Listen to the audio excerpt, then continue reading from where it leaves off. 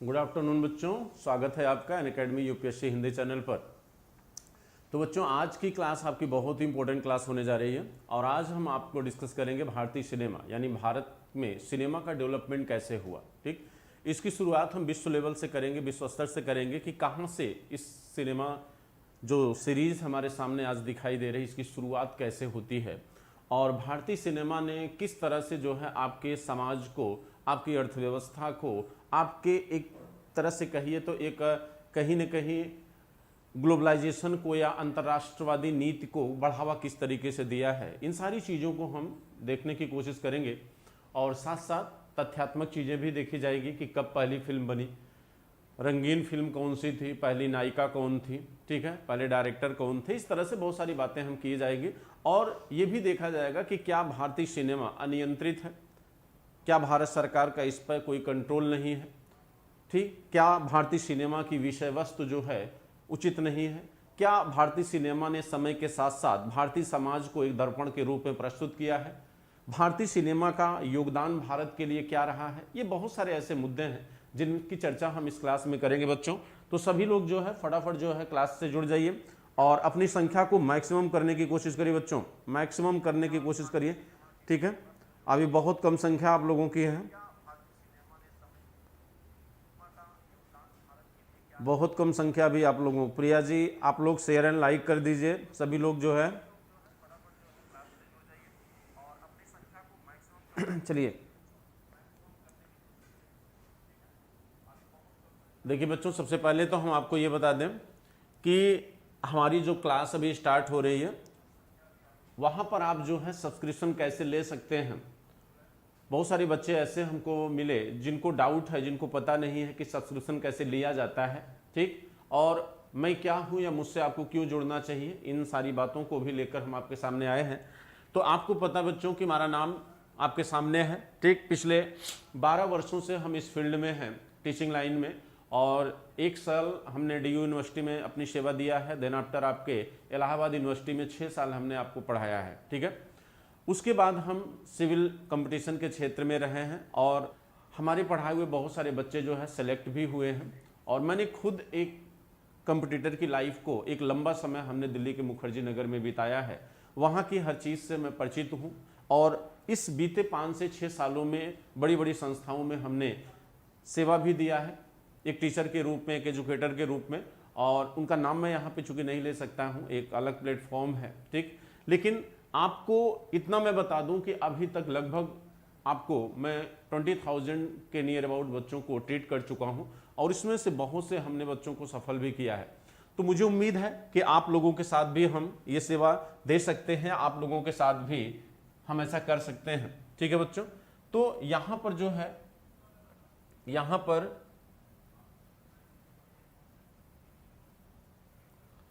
पर अगर आपको देखना है तो आप देख सकते हैं कि इसको कैसे सब्सक्रिप्शन कैसे लिया जाता है। तो सब्सक्रिप्शन लेने का जो तरीका है बच्चों, उसमें आप देखिए तो कहा जाता है कि यहाँ पर हम आपको जो हमारा कोर्स स्टार्ट हो रहा है 15 जून से, वो मॉडर्न हिस्ट्री का एक कंप्लीट कोर्स है। बहुत सारे बच्चे उसमें ऑप्शनल और GS सेक्शन को लेकर थोड़ा सा कंफ्यूज हैं, तो उनको हम ये भी बता दें कि जो कोर्स स्टार्ट हो रहा है उसमें दोनों लोग आप इन्वॉल्व हो सकते हैं। बाकी स्पेशल क्लास के थ्रू हम जो एक्स्ट्रा कोर्सेज है आपके ऑप्शनल का, उसको मॉडर्न हिस्ट्री में कंप्लीट करेंगे और उसके बाद जो है जो वर्ड हिस्ट्री होगी, वर्ड हिस्ट्री में हम दोनों सेक्शन को अलग रखेंगे, यानी GS का जो पोर्शन है वो अलग होगा और ऑप्शनल का सेक्शन अलग होगा। तो सब्सक्रिप्शन लिया कैसे जाता है अगर इसके बारे में देखें तो इसके लिए कहा जाता है कि इसमें सबसे पहले जो बच्चों आपको करना होगा, सबसे पहले तो उसके लिए आपको अनअकैडमी का ऐप डाउनलोड करना होता है। अनअकैडमी का ऐप डाउनलोड करने के बाद, अनअकैडमी का ऐप डाउनलोड करने के बाद बच्चों आपको इसमें अभी पूरा शो नहीं कर रहा सीक्वेंस में, ठीक है, लेकिन मैं आपको बता देता हूं कि जब आप अनअकैडमी का ऐप डाउनलोड करेंगे तो ऐप डाउनलोड करने के बाद जो है आपको इसमें दिख रहा होगा आपका अनअकैडमी ऐप डाउनलोड करने के बाद आप सब्सक्रिप्शन को ओपन करेंगे तो वहाँ पर यूपीएससी सीएससी को आपको चुनाव करना होता है। यूपीएससी सीएससी का जब आप चुनाव करेंगे तो वहाँ पर अलग अलग ड्यूरेशन के सब्सक्रिप्शन दिए रहते हैं, यानी जैसे आपका 1 मंथ का है, फिर 3 मंथ का है, 6 मंथ का है और 1 ईयर का और 2 ईयर का दिया हुआ है। ठीक, अब इसमें जो फी शेड्यूल है, फी शेड्यूल अगर देखें तो जितने लंबे ड्यूरेशन का आप कोर्स लेंगे उसकी फीस आपकी उतनी क्या होती जाती है, सस्ती हो जाती है। और लंबे ड्यूरेशन का सब्सक्रिप्शन लेने का सबसे बड़ा बेनिफिट ये होता है कि आप अपनी सारी समस्याओं का समाधान कर सकते हैं। ठीक, शॉर्ट टर्म कोर्स का चुनाव करने पर आप अपनी समस्या को पूरी तरह से समाप्त नहीं कर पाएंगे, तो आप कोशिश करिए कि 1 ईयर या 2 ईयर का सब्सक्रिप्शन चुनिए। उसके बाद जहाँ तक फ़ी की बात है तो फ़ी अगर आप 1 ईयर का लेते हैं तो 39,600 है और अगर 2 ईयर का सब्सक्रिप्शन लेते हैं बच्चों तो 57,600 है। इसके लिए अगर हमारा रेफरल कोड आपके सामने हम बता दें कि रेफरल कोड हमारा है SKY लाइव। अगर इस रेफरल कोड का उपयोग आप करते हैं, ठीक है, तो आपको 10% क्या होगा, छूट मिलेगी। अगर आप हमारे रेफरल कोड SKY लाइव को आप क्रेडिट करते हैं, यूज करते हैं, तो आपको 10% क्या होगा, छूट मिलेगी। ठीक है, तो आपका ये कोर्स जो है 37,288 हो जाता है। तो रेफरल कोड का उपयोग करना ना भूलिए बच्चों। ये आपका फीस शेड्यूल आपके सामने है। इस पर एक वीडियो, एक क्लास हम जो है डिटेल में आपके सामने लेकर आएंगे। ठीक, बहुत जल्द, हो सकता है मे बी आज ही, अदरवाइज आज ही एक आपकी क्लास होगी डिटेल से कि आप कोर्स का चुनाव क्यों करें। ठीक है, या क्या ये उचित समय है सब्सक्रिप्शन लेने का, या आप क्यों सब्सक्रिप्शन लें। इन सारी बातों को लेकर एक क्लास हम आपकी रखेंगे लगभग 20 से 30 मिनट की, और वहां पर हम पूरी कोशिश करेंगे कि हम अपनी या आपकी समस्याओं को एक दूसरे से रूबरू कर सकें, आपको समझ सकें या अपने को आपको समझा सकें। ठीक है बच्चों, तो इंतजार करिएगा, आज ये क्लास आपकी होगी। चलिए हम क्लास को कंटिन्यू करते हैं आगे। चलिए, तो आज आपकी जो क्लास है वो है भारतीय सिनेमा। भारतीय सिनेमा,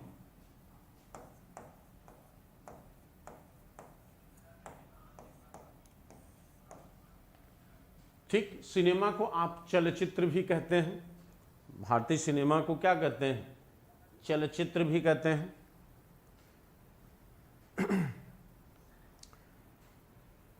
बच्चों आप लोग कम से कम अपने लोगों को जोड़ तो लीजिए क्लास से, लाइक एंड शेयर कर दीजिए सभी लोग जो हैं, लाइक एंड शेयर करिए सभी लोग, फटाफट फटाफट करिए। इतने इंपॉर्टेंट टॉपिक में इतनी कम संख्या, आपकी बहुत कम संख्या है।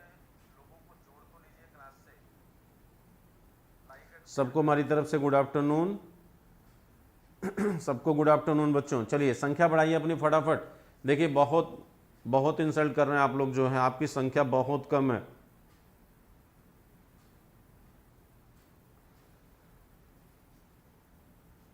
ठीक है प्रिया जी आप बच्चों को जोड़िए, कम से कम जो है सभी लोग ट्राई करिए। चलिए देखिए, भारतीय सिनेमा, सिनेमा क्या है।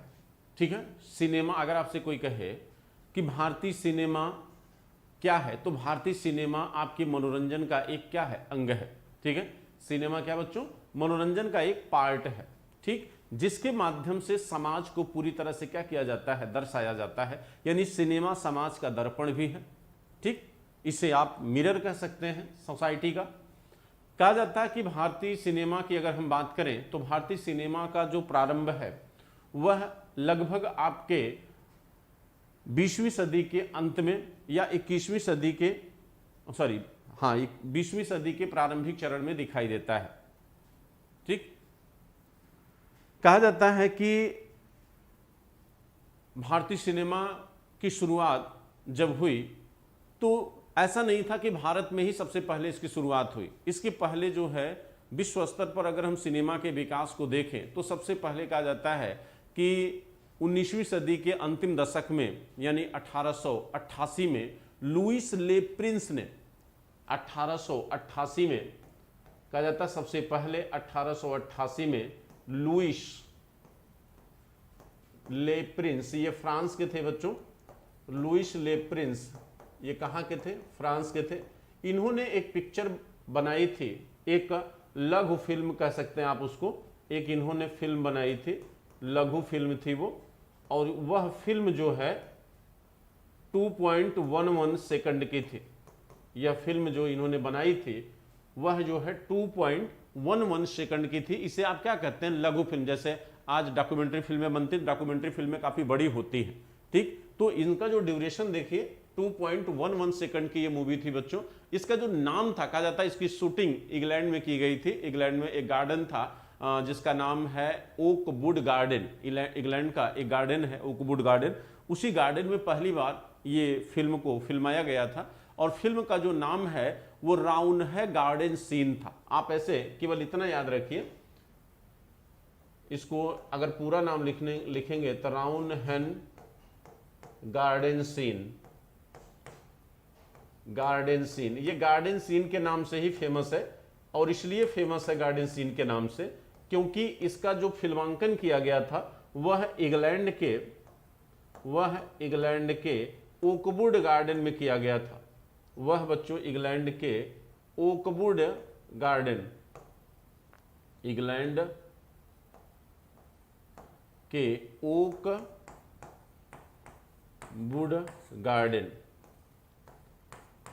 ओकवुड गार्डन में किया गया था। तो इस तरह कहा जाता है कि फिल्म की शुरुआत जो है, यानी भारतीय मत कहिए, यानी विश्व स्तर पर फिल्म की जो शुरुआत है वो 19वीं सदी के अंतिम दशक में फ्रांस के लुइस ले प्रिंस से शुरू किया गया। लुइस ले प्रिंस ने सबसे पहली फिल्म जो बनाई राउन हैन गार्डन सी, जिसका फिल्मांकन इंग्लैंड के ओकवुड गार्डन में किया गया, और यह फिल्म एक लघु फिल्म थी जिसका ड्यूरेशन था 2.11। अच्छा, दूसरी चीज ये कहा जाता है ये मूक फिल्म थी। कैसी फिल्म थी? मूक फिल्म। मूक फिल्म मतलब जिसमें साउंड ना हो, जिसमें क्या हो बच्चों, साउंड ना हो, यानी ठीक। और ये कई चित्रों को जोड़कर इसको दर्शाया गया था, ठीक है। जैसे उस समय ऐसा नहीं था जैसे आज की मूवियां होती हैं उसमें चलते फिरते दिखाया जाता है, ऐसा नहीं था। पहले क्या होता था कि फोटो को खींचकर उन फोटो को जोड़ जोड़कर स्टोरी बनाई जाती थी, ठीक है। उसमें एक्टर या एक्ट्रेस जो है वो चलते हुए नहीं दिखते थे क्योंकि टेक्नोलॉजी का डेवलपमेंट उतना बेहतर था नहीं, ठीक। लेकिन एक शुरुआत तो हुई कम से कम। कहा जाता है कि यहां से उस समय भारत क्या था, इंग्लैंड का गुलाम था। भारत में औपनिवेशिक सत्ता थी।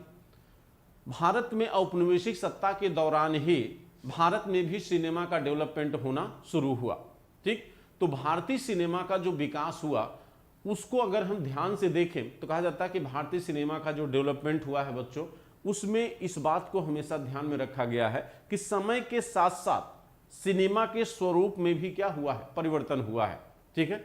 जैसे अगर आप मोटे तौर पर देखें तो कहा जाता है कि जब ब्रिटिश सरकार की सत्ता हिंदुस्तान में थी तो उस समय के भारतीयों के द्वारा जो फिल्में बनाई गई वो कहीं न कहीं स्वतंत्रता आंदोलन, वीरता या भारतीय महिलाओं के चरित्र से जुड़ी हुई थी, ठीक है। उनमें वीरता के भाव को दिखाने का प्रयास किया गया था।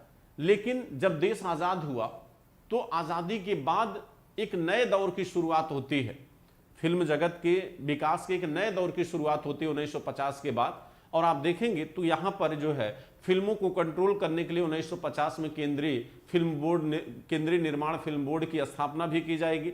फिर यहां से जो शुरुआत होती है, यहां पर एक कहते हैं ना कि सिने जगत या फिल्मी सितारों का दौर आता है। यहां पर जो एक्टर है वो समाज का रोल मॉडल बन जाता है, और यहीं पर एक नई संकल्पना आपको दिखाई देगी, त्रिमूर्ति की संकल्पना, जिसमें आपके दिलीप कुमार, राजकुमार, देवानंद जैसे लोग शामिल होते हैं। फिर आप देखेंगे 50 से 60 के बाद का जो दशक है, 60 के बाद का दशक, ये फिर भारतीय फिल्म निर्माण के गोल्डन युग के नाम से जाना जाता है, क्योंकि यही वो दौर है जब आपके देवानंद साहब, राजकुमार साहब जो है इस फिल्मी दुनिया को बहुत आगे ले जाने का काम किया। इसके बाद आप देखिए तो 70 के बाद एंग्री यंग मैन का दौर आता है, यानी अमिताभ बच्चन 70 से 80 तक एंग्री यंग मैन का दौर रहा। तो मेरे कहने का तात्पर्य सिर्फ इतना है बच्चों कि आपको यह ध्यान रखना है कि समय के साथ साथ इस भारतीय सिनेमा जगत ने किस तरह से भारतीय समाज का रूपांकन या प्रदर्शन लोगों के सामने किया है। क्योंकि सिनेमा का बड़ा ही अलग महत्व होता है लोगों के जीवन में। यह सिर्फ एक मनोरंजन के अंग नहीं होते हैं, यह एक आपके लिए मोटिवेशन का काम भी करते हैं। यह आपकी दशा और दिशा दोनों को नियंत्रित करते हैं। यह आपकी विचारधारा को बदल सकते हैं। ठीक, समाज में होने वाली जो भी गतिविधियां हैं उनको आपके सामने एक प्रतिबिंब की तरह क्या करते हैं, रुकते हैं, माने रखते हैं। ये प्रचार के एक माध्यम भी है। तो एक नई विचारधारा के निर्माण में भी आपके सिनेमा जगत का बड़ा अहम योगदान होता है। ये समाज के तौर पर तो महत्वपूर्ण है ही बच्चों। अगर अर्थव्यवस्था के तौर पर देखिए तो भारतीय जीडीपी का एक बहुत बड़ा जरिया, भारतीय रेवेन्यू का एक बहुत बड़ा जरिया आपका भारतीय सिनेमा जगत है। अगर इसे अंतरराष्ट्रीय स्तर पर देखें तो कहीं न कहीं आज के समय में हॉलीवुड और बॉलीवुड या लॉलीवुड, बॉलीवुड, जितने भी वुड हैं उनका आपसी जो सामंजस्य है वो आपके ग्लोबलाइजेशन की संकल्पना को भी क्या करता है, प्रतिबिंबित करता है। तो इन्हीं सारी बातों को ध्यान में रखते हुए हम ये देखेंगे कि किस तरह से भारतीय सिनेमा ने भारतीय समाज को आपके समक्ष जो है प्रतिबिंबित करने का प्रयास किया। ठीक है, चलिए चलिए बच्चों आगे कंटिन्यू करते हैं। आइए तो हम बात करते हैं भारत की, कि भारत में सिनेमा का विकास कब शुरू होता है। तो ये इतना मान के चलिए कि भारत में सिनेमा का जो विकास है वो आपके माने ब्रिटिश सरकार के दौरान ही हुआ। ठीक, कहा जाता है कि ब्रिटिश सत्ता जिस समय भारत में थी उसी समय, यानी जैसे 88 में फ्रांस में हुआ, उससे बहुत कम समय यानी 96 में 1896 में पहला प्रयास लुमियर बंधुओं के द्वारा किया गया था। ठीक है, चलिए देखते हैं। कहा जाता है कि भारत में सिनेमा का विकास, भारत के सिनेमा का विकास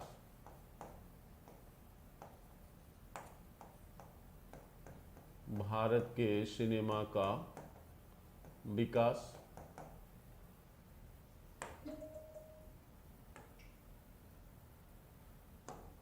देखिए बच्चों, भारत में सिनेमा का विकास सबसे पहले 1896 में लुमियर बंधुओं के द्वारा किया गया। लुमियर बंधु के द्वारा किया गया। यहां पर बहुत सूक्ष्मता से आप ध्यान देना, ये लुमियर बंधु क्या हैं, ये फ्रांस के नागरिक हैं। तो इसका मतलब है ये पहला प्रयास भारत में जो किया गया फिल्म सिनेमा के विकास का, ये विदेशी प्रयास है। ये कैसा प्रयास है, विदेशी प्रयास है। और कहा जाता है इन लोगों के द्वारा कई चलचित्रों को खींचकर मुंबई में इनका एक माने अस्थायी स्थान पर प्रदर्शन किया। अस्थायी माने अभी स्टूडियो का अभी सिनेमा थिएटर का डेवलपमेंट नहीं हुआ है। तो इसका मतलब है कि जो प्रदर्शन होगा इनकी मूवी का जो प्रदर्शन होगा वो किसी एक पर्टिकुलर प्लेस पर नहीं होगा, आज यहां कल वहां। ठीक, जैसे गांव में आप लोगों ने देखा होगा कि कुछ लोग पहले होता था कि फेरी लगाते थे, और फेरी लगे जिसको बाइस्कोप कहते हो आप, सर पे लेके टहलते थे और जगह जगह पे दिखाते थे।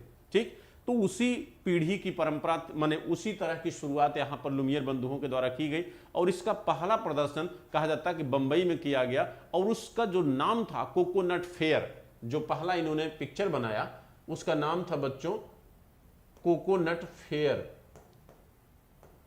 Coconut fair. और भारतीय साम्राज्यवाद,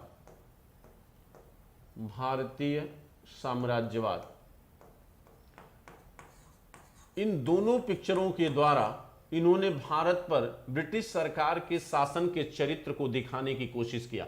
यानी इन्होंने तत्कालीन समाज के विषयों को अपनी मूवी का क्या बनाया, सब्जेक्ट बनाया।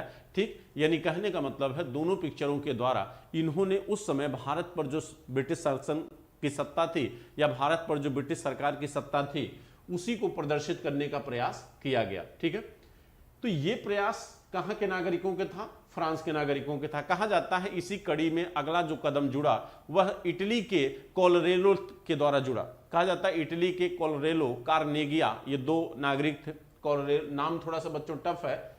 इटली के कोलनेरो एवं कार्लेग्निया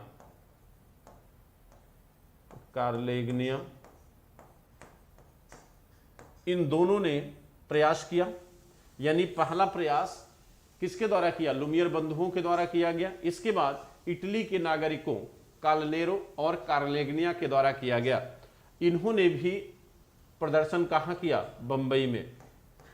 इसीलिए आप वर्तमान में देखिए, कहा जाता है कि बंबई और कोलकाता ही पहले ऐसे क्षेत्र थे जहां पर इन चीजों की शुरुआत हुई। उसका कारण भी है, कारण ये है बच्चों कि ये तीनों प्रेसिडेंसियां हुआ करती थी। अगर आप देखेंगे तो पहली फिल्म का प्रदर्शन बंबई में हो रहा है और पहला थिएटर कहाँ बनेगा? मद्रास में बनेगा। उसके बाद कहाँ बनेगा? कलकत्ता में बनेगा। तो सीधी सी बात है, ऐसी संकल्पनाओं का विकास जो है सामान्यतः नगरों में ही होता है। और ये तीनों उस समय ब्रिटिश प्रेसिडेंसी हुआ करते थे, और जहां पर चूंकि विकास जो चल रहा था वो यूरोपियों के द्वारा हो रहा था, अंग्रेजों के द्वारा हो रहा था, चाहे वो फ्रांसीसी हो, चाहे इंग्लैंड के नागरिक हो, चाहे इटली के हो, ये हैं तो यूरोपी। तो सीधी सी बात है, ये अपने सोसाइटी में ही इन चीजों की डिमांड को रखेंगे या इन चीजों का विकास करेंगे। तो जो ब्रिटिश प्रेसिडेंसियां थी तीनों, उन्हीं तीनों में सबसे पहले इस सिनेमा जगत का या फिल्म इंडस्ट्री का डेवलपमेंट आपको दिखाई देगा। ठीक, लेकिन कहा जाता है कि जब इस विकास की शुरुआत बंबई, कलकत्ता जैसे नगरों से होगी तो वहीं पर आगे चलकर भारतीयों का भी योगदान दिखाई देगा। ठीक, तो यहां पर दो जो प्रयास किए गए भारत में, सबसे पहले भारत में लुमियर बंधुओं के द्वारा फिल्म बनाने का प्रयास किया गया। यह फिल्म भी लघु फिल्म थी। देखिए, लघु एवं मूक फिल्म। मूक मतलब होता जिसमें आवाज न हो, लघु माने छोटा। अभी लघु का दौर समाप्त हो जाएगा, अब आगे चलकर देखोगे तो सिर्फ मूक फिल्में ही रह जाएंगी। जैसे आप कहते हो कि पहली मूक फिल्म क्या है, तो आप कहते हो हरिश्चंद्र। ठीक, पहली बोलती फिल्म कौन है, तो आलमारा है। तो समय के साथ साथ पिक्चरों में परिवर्तन दिखेगा उनके निर्माण में, इस बात को भी आपको ध्यान में रखना है। पहले चरण में जो मूवियां बनी वो लघु एवं मूक दोनों हैं, यानी छोटी भी हैं और आवाज नहीं है उसमें। ठीक है, लेकिन समय के साथ ये क्या होंगी? लघु खत्म हो जाएंगी, यानी लंबी होने लगेंगी, लेकिन वो क्या रहेंगी? मूक रहेंगी। ठीक, अब अगर आपसे कहा जाए कि पहला भारतीय कौन था जिसने ये प्रयास किया पिक्चर बनाने का, तो पहला जो भारतीय था वो थे शिवदादा। शिवदादा का जो मूल नाम था बच्चों, ये एक्चुअली शिवदादा के नाम से ही ये फेमस थे। यहां पर दादा साहब फाल्के मत समझ लेना, दादा साहब फाल्के अभी बाद में आएंगे। 1910 के बाद दादा साहब फाल्के का दौर शुरू होता है। ठीक, हालांकि फिल्मी दुनिया को उन्होंने ही एक नाम दिया। ठीक, जो नाम आज बॉलीवुड का है उसमें दादा साहब फाल्के का बड़ा महान योगदान रहा है। लेकिन अगर बात की जाए कि स्वदेशी फिल्मों के निर्माण का प्रयास, यानी किस भारतीय के द्वारा पहला प्रयास किया गया, तो वो पहला भारतीय था हरिश्चंद्र भटावड़ेकर।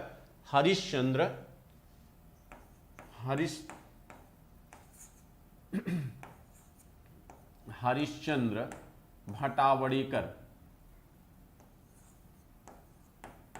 भटावड़ेकर ये पहले भारतीय थे जिन्होंने प्रयास किया, और इनको हम शिवदादा के नाम से जानते हैं। किस नाम से? शिवदादा के नाम से इन्होंने पहला प्रयास किया। ठीक है, किसने? हरिश्चंद्र भटावड़ेकर। कहा जाता है इन्होंने स्वदेशी पिक्चरों को या स्वदेशी सिनेमा के विकास में, स्वदेशी सिनेमा के विकास का प्रयास किया। ठीक, तो कहा जाता है कि इनकी नकल करते हुए अन्य लोगों ने भी, जैसे एफ.बी. थानावाला, इसके बाद हीरालाल सेन, दो और नाम आते हैं जो इनके बाद जुड़ते हैं। जब इन्होंने शुरुआत किया तो अन्य लोगों ने भी इनका अनुसरण करते हुए फिल्मी दुनिया में कदम रखना शुरू किया, जिसमें अगला नाम जो आता है वो है एफ.बी. थानावाला। एफ.बी. थानावाला और हीरालाल सेन।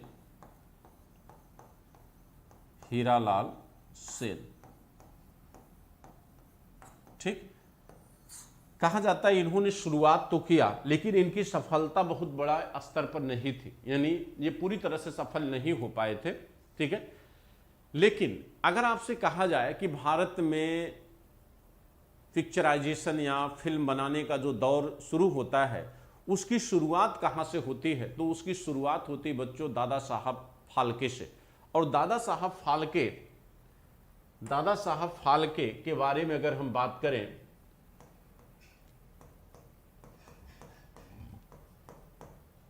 दादा साहब फाल्के, इन्होंने 1913 में एक फिल्म बनाई हरिश्चंद्र। ये पहली भारतीय मूक फिल्म मानी जाती है। क्या मानी जाती है बच्चों? पहली भारतीय मूक फिल्म राजा हरिश्चंद्र। कहा जाता है कि इस पिक्चर को हिंदुस्तान सिनेमा फिल्म कंपनी में फिल्माया गया था। Hindustan cinema film company. अब देखिए यहां पर एक नई चीज जुड़ रही है, हिंदुस्तान सिनेमा फिल्म कंपनी। ये क्या है? ये है स्टूडियो। ये है स्टूडियो। यानी जब दादा साहब आए तो दादा साहब के समय एक नई संकल्पना जुड़ी कि अब फिल्मों को क्या किया गया कि स्टूडियो में फिल्माना शुरू किया गया। ठीक, जैसे आज आप देखते हैं। ठीक, लेकिन क्या यह पहला स्टूडियो था? क्या यह पहला स्टूडियो था? ये पहला स्टूडियो नहीं है बच्चों, ये पहला स्टूडियो नहीं है। लेकिन थोड़ा सा हम बात और कर लेते हैं। जैसे इसके पहले हमने बात किया था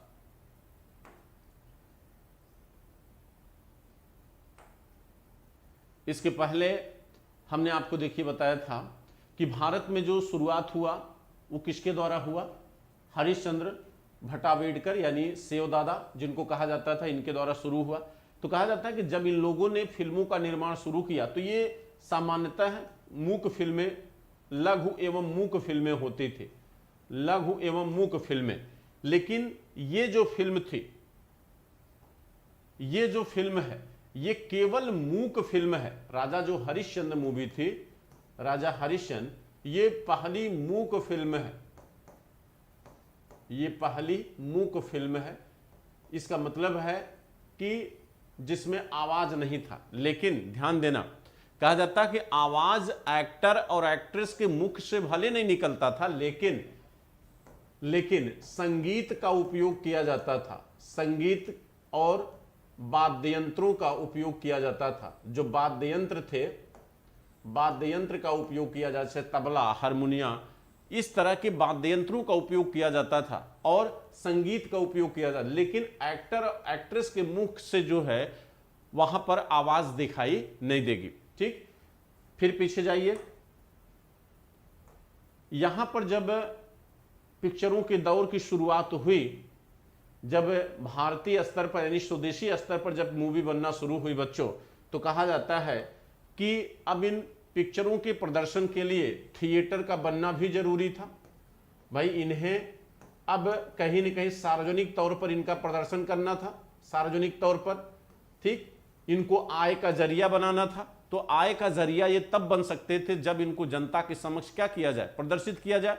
तो जनता के समक्ष इसको लाने के लिए सिनेमा घर की जरूरत होती है। तो कहा जाता है कि 1900 में पहला जो सिनेमा घर बना वो बना कहां पर? मद्रास में। मद्रास में बना। कब बना? 1900 में बना। किसके द्वारा? मेजर वारविक के द्वारा। किसके द्वारा बना बच्चों?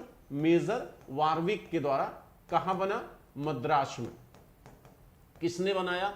मेजर वारविक। मेजर वारविक ने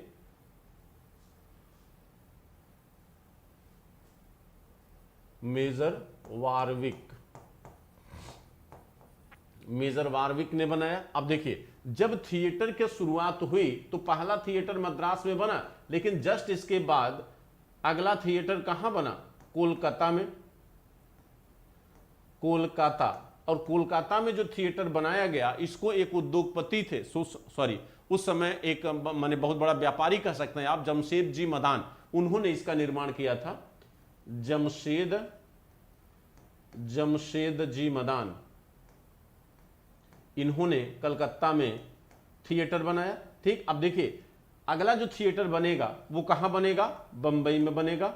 अगला जो थिएटर बनेगा बंबई में बनेगा। लेकिन बंबई में जो थिएटर बना 1916 में, वह यूनिवर्सल थिएटर था। Universal theatre. और इस यूनिवर्सल थिएटर की खासियत यह है बच्चों कि ये पहला थिएटर है जो हॉलीवुड फिल्मों का प्रदर्शन किया। हॉलीवुड यानी विदेशी फिल्मों का, ठीक, हॉलीवुड फिल्मों का प्रदर्शन करता है कौन? Universal theatre. अब मैंने आपको कहा कि फिल्मों का विकास हो चाहे उनका प्रदर्शन हो, वो तीनों प्रेसिडेंसियों में ही दिखाई देगा। क्यों दिखाई देगा?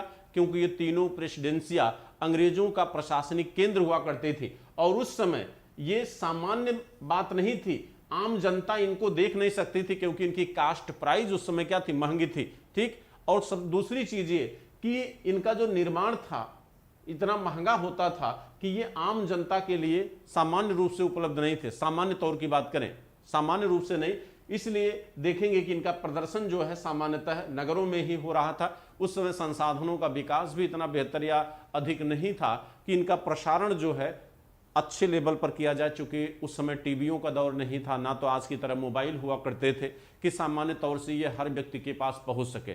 तो एक केंद्र जो था इनके प्रदर्शन का, वो मात्र क्या था? थिएटर था, जहां पर लोग जाकर इसको देख सकते थे।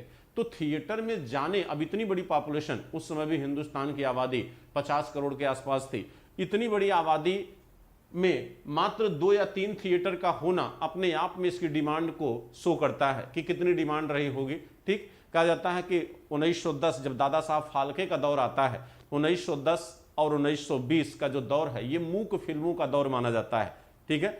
ये मूक फिल्मों का दौर है 1910 से 20। और इस दौर में जब पिक्चरों का बनना शुरू हुआ, जैसे दादा साहब फाल्के की हमने बात किया बच्चों, तो दादा साहब फाल्के ने 1913 में राजा हरिश्चंद्र पहली मूक फिल्म बनाया और इन्होंने एक स्टूडियो का निर्माण किया जिसको आप कहते हैं Hindustan cinema film company, Hindustan cinema film company, ठीक। तो जब इन्होंने स्टूडियो बना दिया तो पिक्चरों के निर्माण की जो गति है वो क्या हुई? इंक्रीज कर गई।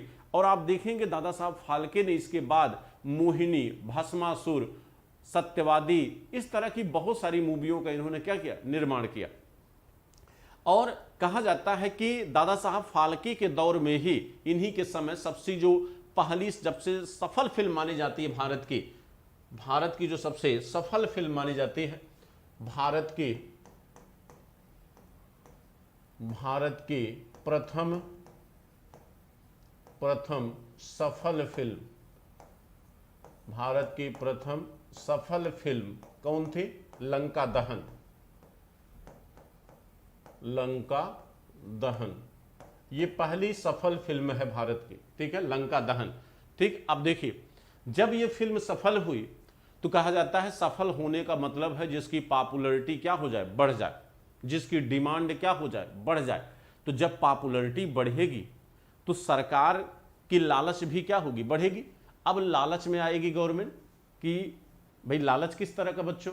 उसको लालच इस बात की आएगी कि ब्रिटिश सरकार ने यह सोचा कि जनता इसको पसंद कर रही है और सरकार आय का कोई भी ऐसा जरिया चाणक्य की तरह छोड़ना नहीं चाहती थी।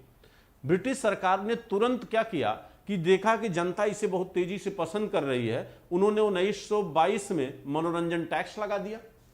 तो पहली बार बच्चों भारत में 1922 में क्या किया गया? इस पे मनोरंजन टैक्स लगा दिया गया। और मनोरंजन टैक्स कैसा टैक्स है? डायरेक्ट या इनडायरेक्ट? मनोरंजन टैक्स कैसा टैक्स है? डायरेक्ट या इनडायरेक्ट? कौन लगाता है? केंद्र लगाता है, राज्य लगाता है? जल्दी बताओ। मनोरंजन कर लगाया और सबसे पहले ये कर कहां लगा? कलकत्ता में लगाया। जल्दी बताओ बच्चों, कौन लगाता है? ठीक है, मनोरंजन कर कौन लगाता है?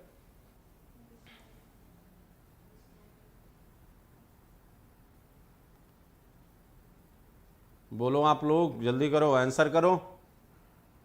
राम जी, शिवांश गुप्ता, जल्दी बोलो, जब हमने पूछा जो उसका आंसर करो बच्चों। अजय प्रजापति, कौन लगाता है मनोरंजन टैक्स और कैसा टैक्स है?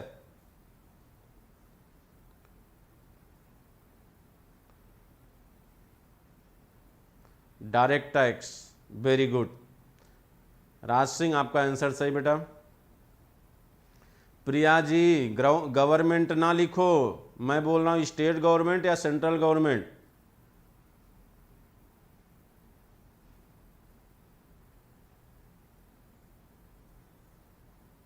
इसको देख लेना, शायद स्टेट गवर्नमेंट लगाती है। एक बार इसको क्लियर कर लेना। डायरेक्ट टैक्स है ये क्लियर है, लेकिन इसको लगाता कौन है, ये मे भी शायद स्टेट गवर्नमेंट लगाती है। चलो बहुत अच्छी बात। 3 दिन से आपकी जो संख्या है इसी 40 पे रुकी हुई है।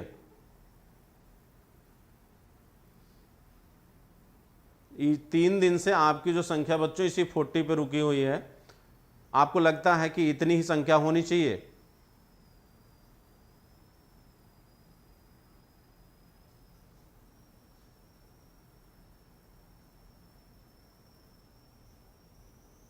चलिए हाँ, अब आगे बढ़ते हैं। देखिए, भारत में पहला मनोरंजन कर कब लगा? कलकत्ता में। यानी इससे इसके लगने से क्या हुआ कि अब जो है अब सिनेमा जो है सरकार की आय का जरिया बन गया। अब सिनेमा क्या हो गया? सरकार की आय का जरिया बना, सरकार की आय का माध्यम बन गया। ठीक, अब देखिए, तो अब जब सरकार की आय का जरिया बना तो आप यानी गवर्नमेंट अब लाभ लेगी तो गवर्नमेंट लायबिलिटी भी निभाएगी। लायबिलिटी का मतलब कि अब गवर्नमेंट धीरे धीरे इस पर अपना क्या करेगी? कंट्रोल भी जमाना चाहेगी। तो कंट्रोल कैसे आएगा वो आगे चलकर देखा जाएगा आजाद भारत में। और आजाद भारत में आप देखेंगे 1950 में केंद्रीय फिल्म निर्माण बोर्ड का निर्माण होगा। आप देखेंगे सेंसर बोर्ड का निर्माण किया जाएगा। ठीक, कहीं न कहीं फिल्मी दुनिया को गवर्नमेंट ने कंट्रोल करने या नियंत्रित करने का प्रयास भी अपने लेवल पर किया। ठीक, अब हम बात करें दादा साहब फाल्के के आगे की। तो दादा साहब फाल्के का जो दौर था उस दौर से थोड़ा आगे आप बढ़ेंगे तो कहा जाता है कि वी शांताराम का दौर आता है। ठीक, और वी शांताराम आप जानते होंगे, वी शांताराम बहुत ही फेमस पर्सनालिटी थे फिल्मी दुनिया की। वी शांताराम ने जितनी भी पिक्चरें बनाई उन पिक्चरों में उनका जो मूल विषय होता था वो सामान्य रूप से नारी मुक्ति होता था। ठीक, वह जैसे उनकी एक फिल्म थी बहुत फेमस थी अमर ज्योति वी शांताराम की, वो हमेशा जो है नारी मुक्ति का ही प्रयास करते थे। जैसे आप देखेंगे आज़ाद भारत में आज़ाद भारत तो नहीं, हाँ आज़ाद भारत में ही थी मदर इंडिया 1957 में बनी थी। मदर इंडिया में भी पूरी तरह से जो है एक महिला के चरित्र को दर्शाने का प्रयास किया गया है। एक गरीब भारत की महिला का सामाजिक शोषण किस तरीके से होता है उस चीज को दिखाने का प्रयास किया गया है। तो वी शांताराम ने जो सीरीज शुरू किया था वह सीरीज आजादी के बाद तक दिखाई देती है। और वी शांताराम अमर ज्योति के माध्यम से सबसे बेहतर प्रदर्शन इन्होंने किया था और अमर ज्योति के माध्यम से इन्होंने भारत में स्त्रियों के शोषण और उनकी मुक्ति को दर्शाने का प्रयास किया गया था। ठीक, तो वी शांताराम के बाद अभी तक आप देखेंगे तो वी शांताराम का नाम हम लिख दे रहे हैं। वी शांताराम कहा जाता है। वी शांताराम, इनकी सबसे फेमस मूवी थी अमर ज्योति, अमर ज्योति। और इनके पिक्चरों का जो मूल विषय होता था, मूल विषय बच्चों होता था नारी मुक्ति, मूल विषय नारी मुक्ति होता था। ठीक है, अब देखिए अभी तक भारत में सिनेमा जगत के विकास में जो योगदान रहा वो शायद केवल पुरुष वर्ग का रहा, महिला वर्ग का अभी योगदान यहां पर दिखाई नहीं देता है। महिलाओं में सबसे पहली महिला जो बनी जिनको आप डायरेक्टर निर्देशक कह सकते हैं वो है फातिमा बेगम। अभी तक जो है ये कार्य हुआ कब? 1931 में। 1931 में फातिमा बेगम ये पहली महिला निर्देशक बनी, ये प्रथम महिला निर्देशक बनी, ये प्रथम महिला निर्देशक बनी बच्चों, ये प्रथम महिला निर्देशक बनी। और इन्होंने जो पिक्चर बनाई थी उसे कहते हैं बुलबुले पाकिस्तान, बुलबुले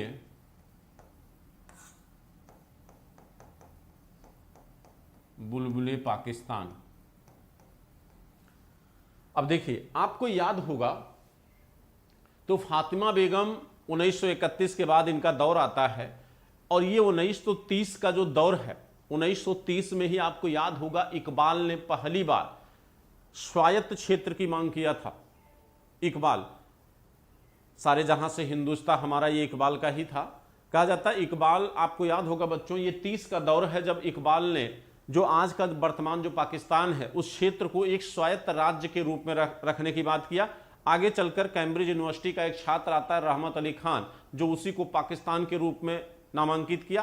कहा जाता है जब ये डिमांड उठी तो इस पर इन्होंने क्या किया, एक पिक्चर बनाया जो कहीं न कहीं कहा जाता है कि जो राष्ट्रवादी आंदोलन था, जो राष्ट्रवादी आंदोलन का जो दौर चल रहा था, उसमें फिल्मी दुनिया का अपना एक अहम रोल बन गया। इन्होंने क्या किया कि राष्ट्रीय आंदोलन के चरित्र को पूरी तरह से दिखाने का प्रयास करना शुरू कर दिया, और इस दौर में जो पिक्चरें बनना शुरू हुई वो कहीं न कहीं राष्ट्रीय आंदोलन से क्या रही, जुड़ी रही।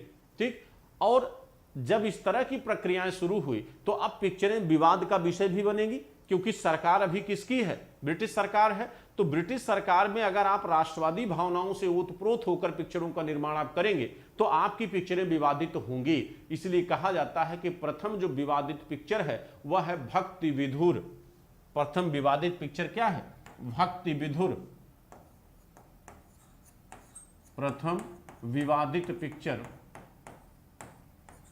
प्रथम विवादित फिल्म भक्ति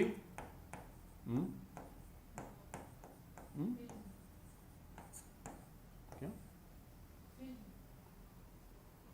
भक्ति विधुर। ठीक है,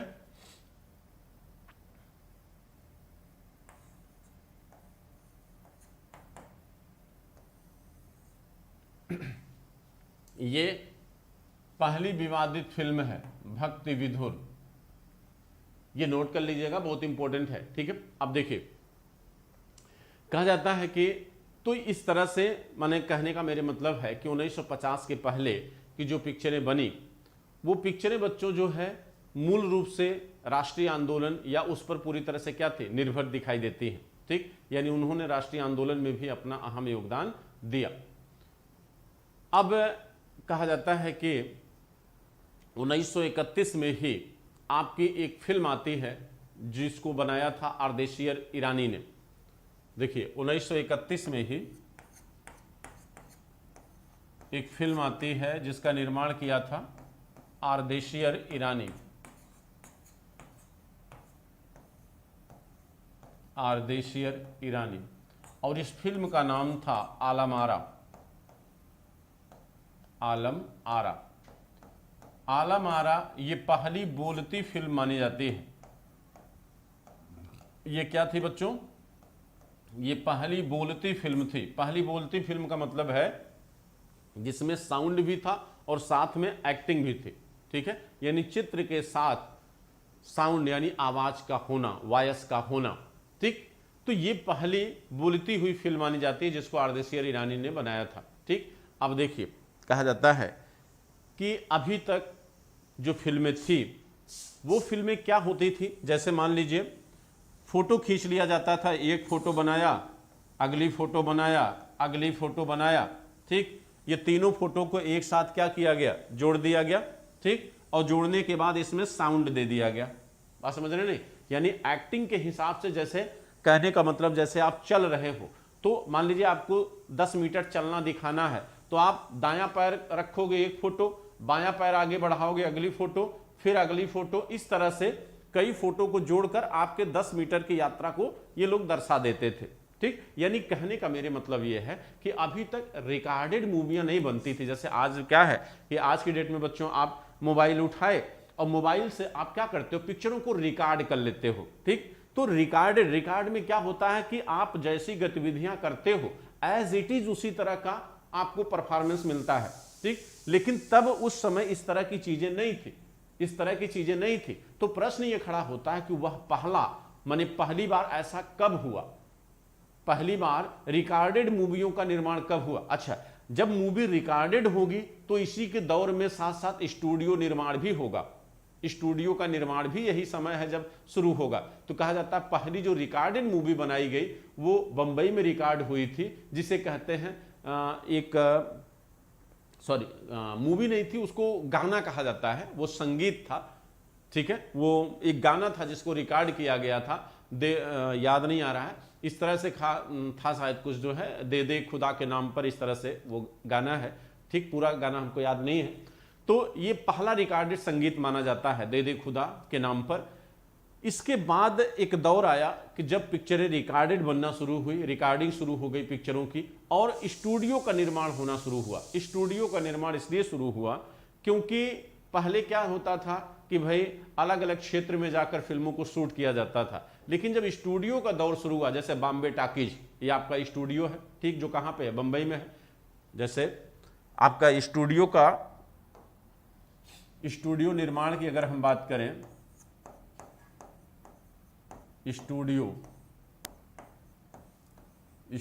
निर्माण, तो स्टूडियो निर्माण में आपका जो स्टूडियो बना उसमें बॉम्बे टॉकीज, ये बेहद फेमस स्टूडियो है,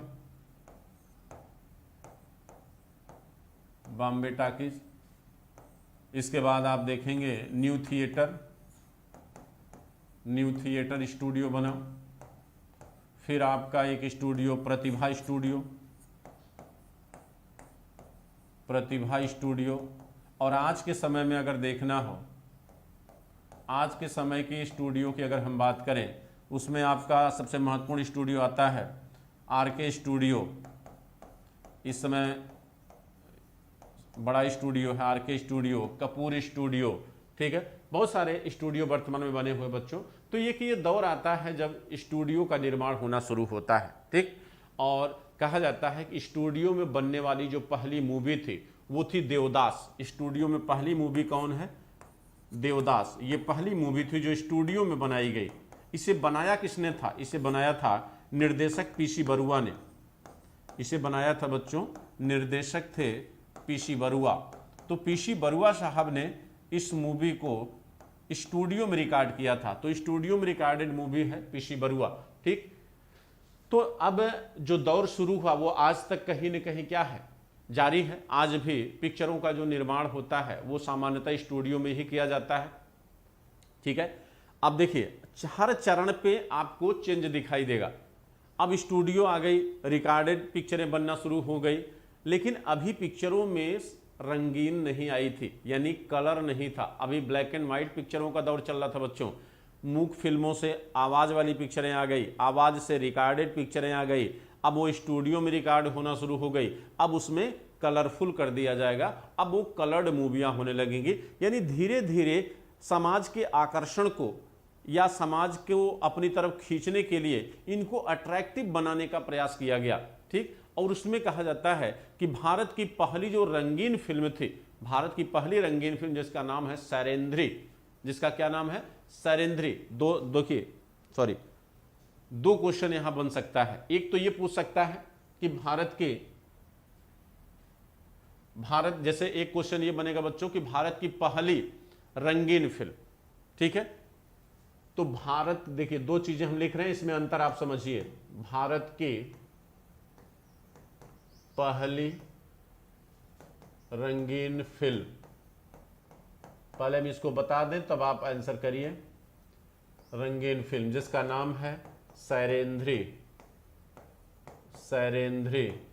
इसके बाद एक आपका ये बनेगा कि स्वदेशी, भारत की माने पहली स्वदेशी रंगीन फिल्म, पहली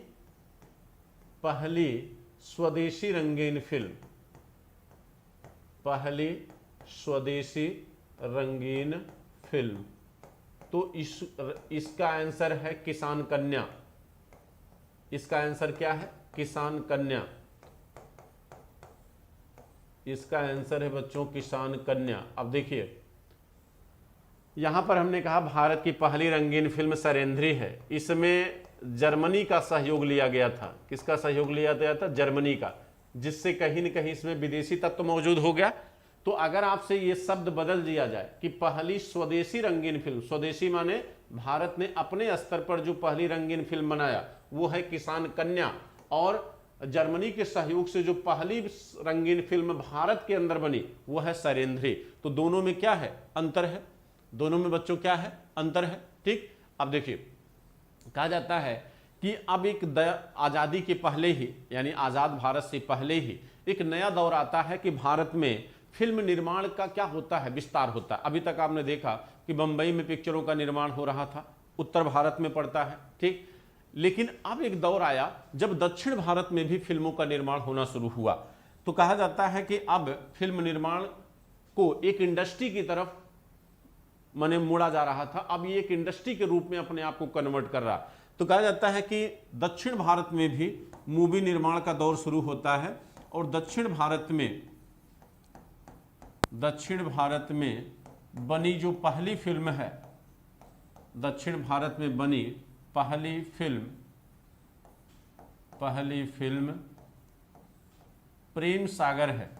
ये दक्षिण भारत की बनी पहली फिल्म है बच्चों, दक्षिण भारत में बनी पहली फिल्म प्रेम सागर है। ठीक, तो अब भारत में मूवी निर्माण का जो विस्तार है वो धीरे धीरे दक्षिण भारत की तरफ भी जाना शुरू कर दिया। ठीक, और 1940 के दशक तक आते आते दक्षिण भारत में भी मूवी निर्माण होना शुरू हो गया।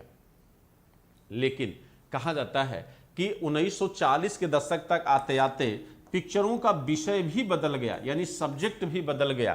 क्यों बदल गया? कहा जाता है कि इस समय की जो मूवियां बनी वो आपकी स्वतंत्रता आंदोलन, स्वतंत्रता एवं युद्ध पर आधारित थी, स्वतंत्रता एवं युद्ध पर आधारित थी। आपको पता होगा ऐसा क्यों किया गया? ऐसा इसलिए किया गया क्योंकि ये वो दौर है बच्चों जब आपके यहाँ भारत छोड़ो आंदोलन या आज़ादी की कामना लोगों के मन में पूरी तरह से बैठ चुकी थी, राष्ट्रवाद की भावना एकदम चरम पर थी, द्वितीय विश्व युद्ध का संचालन हो रहा था, दुनिया पूरे युद्ध में लगी हुई थी। यानी एक ऐसी सोसाइटी इस समय दिख रही थी जो पूरी तरह से युद्धात्मक थी, हिंसात्मक थी।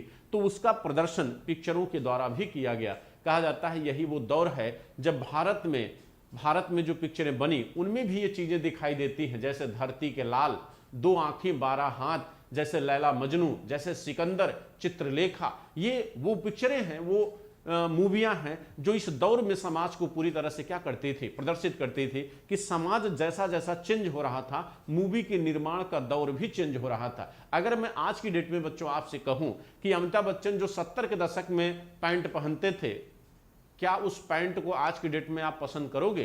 कहा जाता है कि पैंट के नीचे देखो तो कहीं ना कहीं 1 फीट चौड़ा होता था।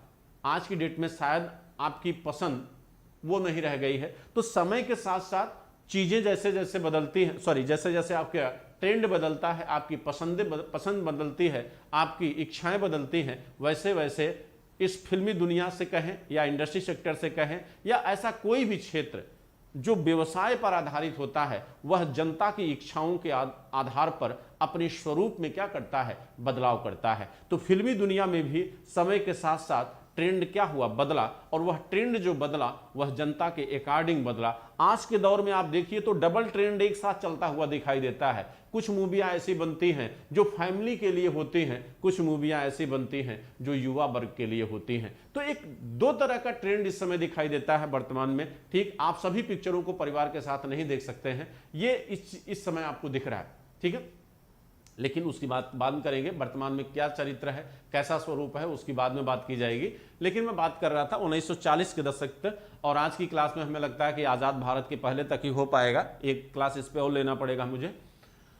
तो आज़ादी के पहले यानी आज़ाद भारत के पहले तक जो मूवियाँ बनी जिनका नाम अभी हमने लिया, सिकंदर, लैला मजनू, चंद्रलेखा, धरती के लाल, ये जो पिक्चरें थी ये कहीं न कहीं उस समय के समाज को दर्शा रही थी।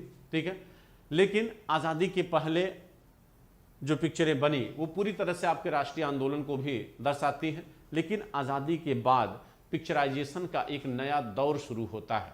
ठीक है, कहा जाता है कि आज़ादी के बाद फिल्मी दुनिया का एक नया दौर शुरू हुआ बच्चों, और अब जो है फिल्मी दुनिया पूरी तरह से आपके एक इंडस्ट्री के रूप में कन्वर्ट होना शुरू हो जाती है। ठीक है, तो इसीलिए कहा जाता है 1950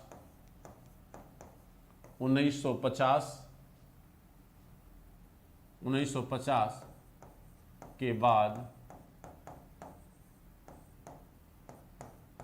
सिनेमा का नया दौर,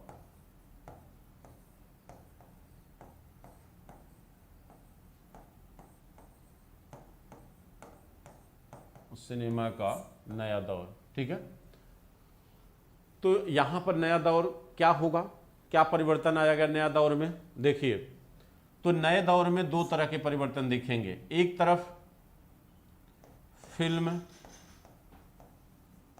फिल्मों का औद्योगिकरण होगा, एक तरफ फिल्मों का क्या होगा, औद्योगिकरण होगा। ठीक। और दूसरी तरफ इस पे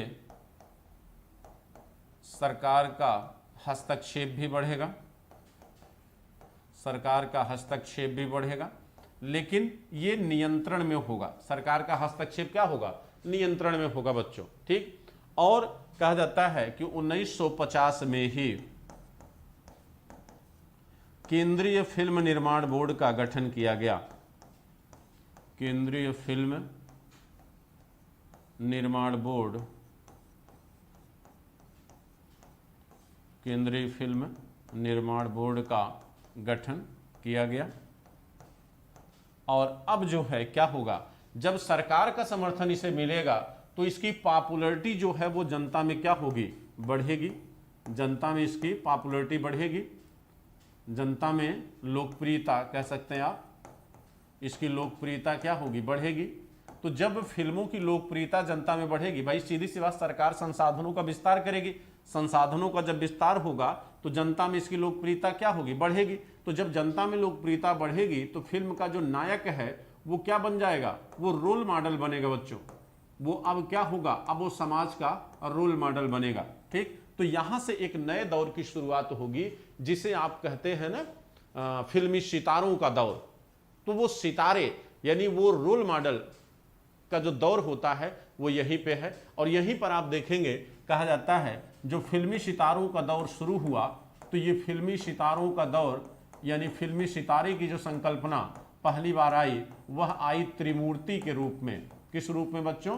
त्रिमूर्ति के रूप में। और इस त्रिमूर्ति में 3 लोग शामिल थे, आपके महान एक्टर राजकुमार साहब, देवानंद साहब और दिलीप कुमार साहब, ठीक। तो दिलीप कुमार, देवानंद और राजकुमार ये पहले आपके जो है त्रिमूर्ति थे या पहले फिल्मी सितारे थे पहली श्रेणी के। और समय के साथ अब देखेंगे कि फिल्म पुरस्कारों का दौर भी शुरू होगा। 1952 में पहला अंतर्राष्ट्रीय फिल्म पुरस्कार आपको दिया गया बंबई में। और जब अंतर्राष्ट्रीय फिल्म पुरस्कारों का दौर शुरू होगा बच्चों तो भारत के अंदर भी फिल्मों का दौर शुरू होगा जिसे आप कहते हैं राष्ट्रीय फिल्म पुरस्कार, ठीक। और आप देखेंगे कि इस समय की जो पिक्चरें बनी, जैसे आपकी 2 बीघा जमीन जो विमल राय की पिक्चर थी, ठीक, इसे कांस फिल्म फेस्टिवल में पुरस्कृत किया गया 2 बीघा जमीन को। और बहुत ही अच्छी मूवी बच्चों, आज भी आप मोबाइल पर डाउनलोड करके अगर इसको देखिए तो आप रो देंगे, इतनी अच्छी मूवी है। और एक बच्चे के ऊपर ये पूरी तरह से निर्भर है। इससे भी बढ़िया आप पाथेर पांचाली देख लीजिए, सत्यजीत राय की। सत्यजीत राय की पाथेर पांचाली को भी कांस फिल्म फेस्टिवल में पुरस्कृत किया गया। तो ये 2 मूवियां अंतर्राष्ट्रीय फिल्म पुरस्कारों को जीती। और मदर इंडिया जो 1957 में बनी, इसे ऑस्कर के लिए विदेशी भाषा की मूवी की श्रेणी में रखा गया था। तो विदेशी भाषा की श्रेणी में नामांकित होने वाली ऑस्कर प्राइज के लिए पहली मूवी जो थी वो है आपकी मदर इंडिया बच्चों, ठीक। तो इस तरह से आप देखेंगे अंतर्राष्ट्रीय फिल्मों का दौर जब शुरू हुआ तो भारत में क्या नाम था उनका, श्याम जी, नाम थोड़ा सा मिस कर रहा हूं बच्चों, जिन्होंने राष्ट्रीय फिल्म पुरस्कार की शुरुआत किया था, उनका नाम है श्यामची आई। उनका नाम बच्चों श्यामची आई नाम है उनका। यानी राष्ट्रीय फिल्म पुरस्कारों की जो शुरुआत हुई भारत में, राष्ट्रीय फिल्म पुरस्कार की जो शुरुआत हुई वो किसके द्वारा हुई? श्यामची आई के द्वारा, श्यामची आई के द्वारा हुई, ठीक। तो यहां से भारत में भी पुरस्कारों का दौर शुरू हुआ, एक प्रोत्साहन शुरू हुआ नायकों नायिकाओं के लिए, ठीक। आगे हम देखेंगे कि समाज पर इन्होंने किस तरह से प्रभाव डाला, ठीक है। आज की क्लास में पूरा नहीं हो पाएगा। और 1860 के बाद चूंकि फिल्मों का स्वर्ण युग आएगा, फिर एंग्री मैन का युग आएगा, अमिताभ बच्चन का दौर आएगा, फिर आपके रोमांटिक सिनेमा का दौर आएगा, ठीक। आप समझ ही रहे होंगे। और इस तरह से आपके माने सिनेमा में किस तरह से बदलाव आता समय के साथ जो है उसकी चर्चा भी हम करेंगे बच्चों, ठीक है। लेकिन आज की क्लास को यहीं पर रोकते हैं, ठीक है। चलिए, थैंक यू।